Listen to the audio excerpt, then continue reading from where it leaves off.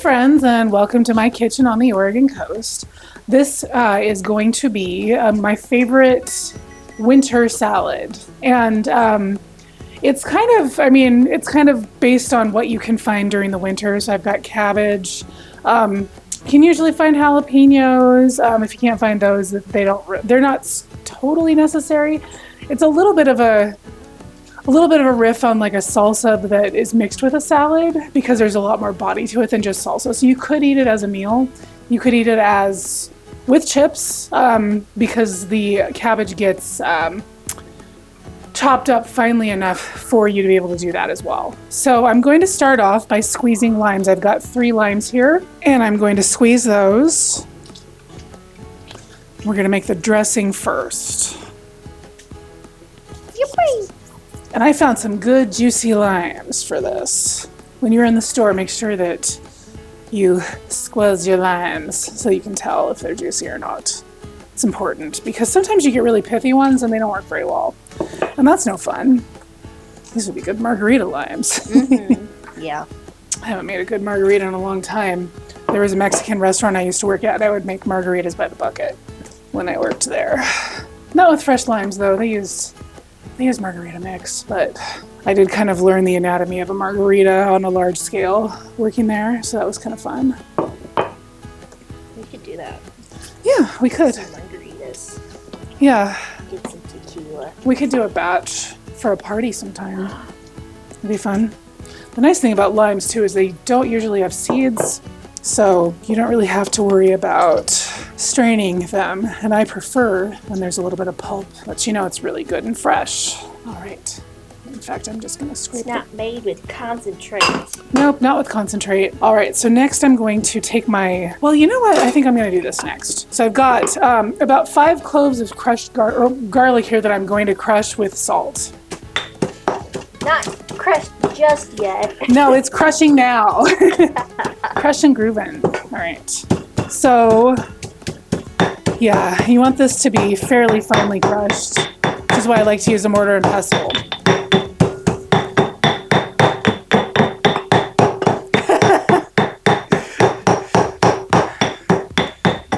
My producer just moved my glass of water over so that it wouldn't fall off the table. It was a little too close to comfort. This is a really good way to take out your frustrations.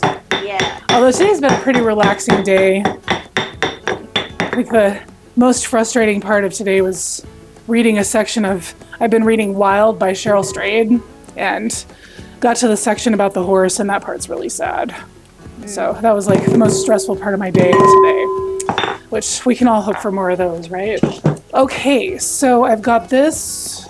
I am going to whip this together with some oil.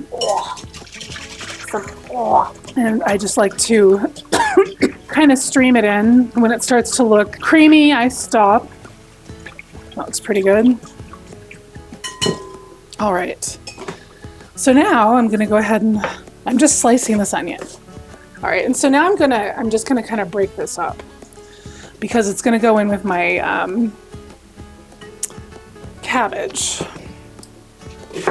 And I'm slicing this very thinly. You could use a mandolin maybe if you wanted to. I regularly opt out of using one of those because I'm so clumsy. We do have one, but yeah. Actually, we don't anymore. Oh. I had one and got rid of it? It got too dull, so I got rid of it. Oh. I thought we could sharpen those blades. I don't think so. Not the kind I had anyway. Interesting. Yeah. So yeah, I just go for a very thin slice. And I feel a lot more confident with a knife than I do a mandolin, so that's why I choose to do it this way.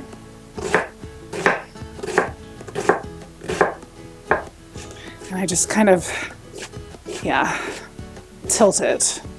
Depending. If you've got a little bit of cross cutting, that's okay, because I'm going to do that with it. There we go. And I think I'm going to do one more section, because this is one thing that I'll keep in my refrigerator, and people can just kind of like spoon from it during the week when they want a salad for lunch or whatever else. It works really nicely. It's very versatile. You can do so much with this, and you don't have to stick to just cabbage. You can do lots of different kinds of greens, brassicas, that lend themselves to a heartier, kind of crunchy salad. You can even do a baked salad with this. I've done that before, and it works out really nicely. Maybe sometime I will do a baked salad and show you what that is. She loves cabbage. These larger pieces I'm going to leave out for her.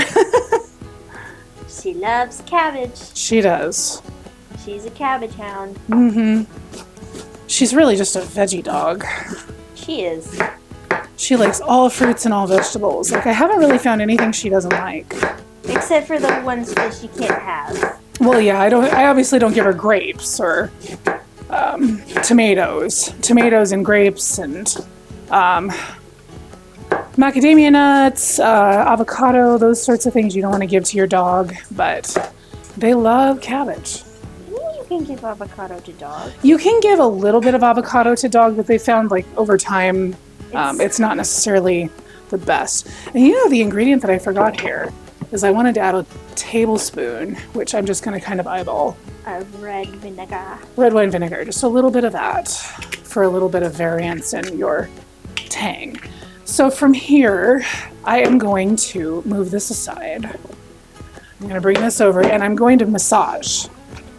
Massage. Mm-hmm. Because you want this to be really nice and soft and really, like, accept the acidity and the oil. It makes for a much more pleasant eating experience. Yes. So I just really get in there and squeeze. Squeeze it, squeeze it, squeeze it. And you can see the onions are separating really nicely. And if I make a little bit of a mess, I don't care. It's going to get cleaned up. All right. So from there, I am going to go rinse my hands. I'll be right back. Move, puppy. Okay, so next, I'm going to add a little bit of jalapeno to this. No, I'm not going to give my dog jalapeno. Yeah. That's so mean. Also, I don't think dogs can have nightshades. They shouldn't.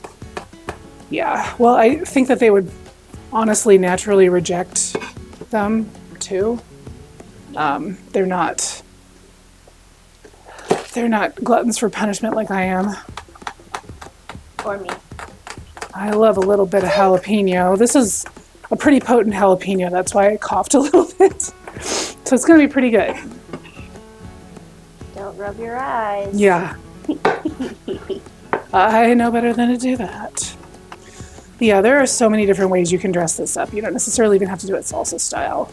But I can smell it from here. yeah, it's going to be good. It'll be real good. It's gonna be delicious. Yeah. It's gonna be spicy. Yeah. All right. So this is going well. Almost done with this. This also, the thing I love about this salad too is that it comes together really fast. So you're not doing like a ton of prep or anything like that. So now, where is my swing away? I'm going to add some tomato to this. During the summer, you will be able to find fresh tomatoes to put in this. Yeah, it's kind of an off-season salsa for that reason. Yeah. Because I don't buy tomatoes in the wintertime. I don't think that they're very good usually, so I just don't bother. And I'm just going to put this whole can right in. And now I'm going to add a few olives, because I like olives. I especially like these ones. These are the Mezzetta brand. Mezzetta. And they also have pickled garlic in them, which is yummy. So I'm just going to chop up a few of these and add them. You can do other things like add nuts if you want to. I'm not going to do that today, but you could. All right, so from here I'm just going to kind of do a rough chop of these. But I like to get them cut in half first because they don't roll around on me when I do that. And that is a good thing. If you're really, really persnickety pickle bottom about your knife cuts when it comes to olives, I mean, whatever. You do you, booze. You do you. But it all just ends up in the same place. Yep. My mouth. Your gob. All right, and that looks pretty good. I don't want it to be too finely chopped. Would you call this a rough tamponade? It's a rough tapenade. If I were doing a real tapenade, I'd probably add different varieties of olives. I'm going to cut off just the ends of this cilantro that I've already cleaned. And,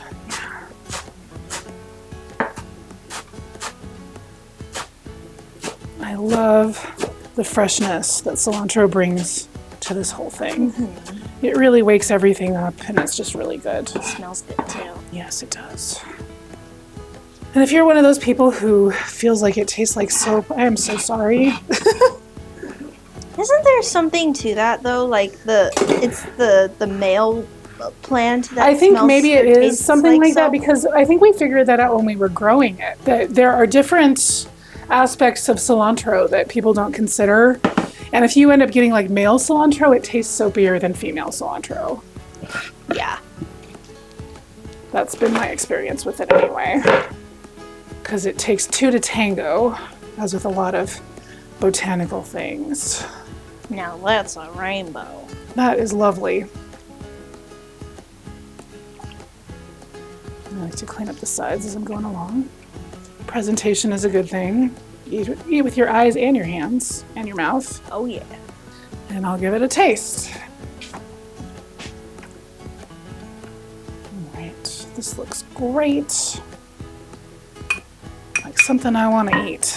Okay, let's make sure everything's seasoned right.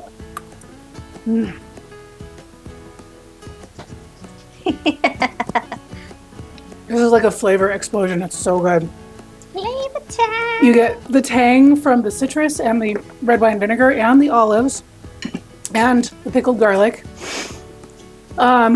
You get just the crunchiness and the freshness from the fresh vegetables that are in here and the herbs. And it's just a really good way to get your greens and your purples and all the things. So give this a try soon. And be excellent to each other, and I will see you soon. Like, share, subscribe. Bye.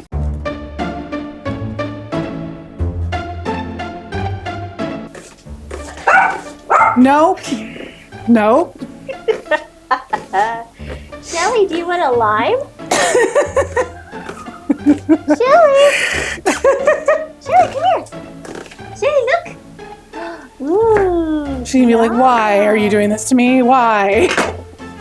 I think what we need to do instead of a bark collar is like, we just need to like get a bottle, like a spray bottle of like citrus juice. You would think, but oh God. Vanilla. Hold on a second. I'm gonna cut this core out and give it to her because she won't shut up unless I do. She's like, oh, finally. Lady, My delicious treat. you have got to chill. You want some too? All right, there you go. All right. So yeah, I mean, good way to use the core of the cabbage if you got dogs and they like vegetables like mine do. But yeah, mine love vegetables. I try not to give them too much or they end up with gas, but Or really well, that's enough. That's enough. We don't need to know every detail. craziness. Yeah. She's insatiable. Hey, that is enough.